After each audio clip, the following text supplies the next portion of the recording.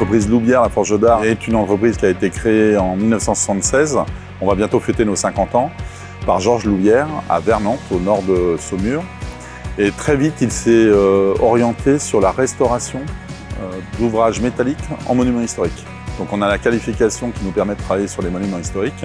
On est 18 actuellement.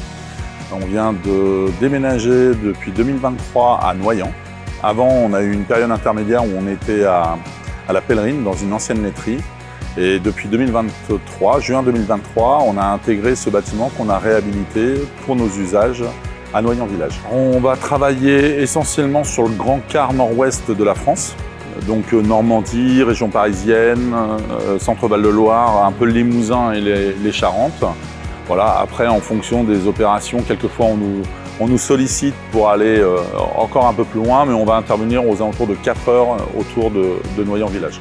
On va travailler sur des édifices prestigieux. Voilà, on a eu la chance de travailler sur Notre-Dame de Paris, mais on travaille aussi sur l'Opéra Garnier, on travaille sur différentes cathédrales, des cathédrales régionales comme la cathédrale d'Angers avec le projet de Ken Gokuma, cathédrale de Tours, cathédrale d'Orléans.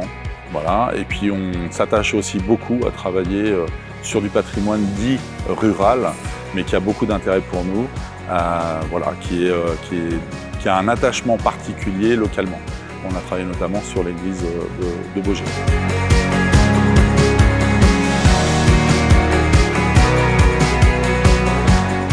J'ai racheté l'entreprise donc en 2021. L'entreprise avait déjà eu un accompagnement dynamique, une boucle dynamique en 2012 ou 2013.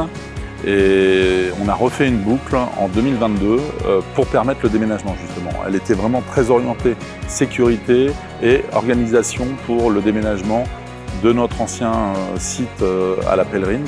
Ça nous a permis de nous organiser, d'organiser les différents ateliers de serrurerie, ateliers de ferronnerie et les ateliers de finition avant d'intégrer le nouveau bâtiment.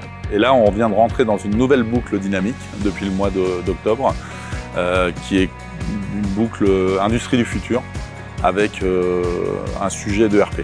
Notre projet, notre stratégie, c'est de se développer un peu plus sur du particulier. Actuellement, on fait 70-75% de notre activité en marché public et la volonté, c'est de développer un peu plus de particuliers, en sachant que de toute façon, notre cœur de métier sera toujours la restauration et c'est des compétences qu'on a développées depuis une cinquantaine d'années, mais pouvoir le mettre au service des particuliers et des privés.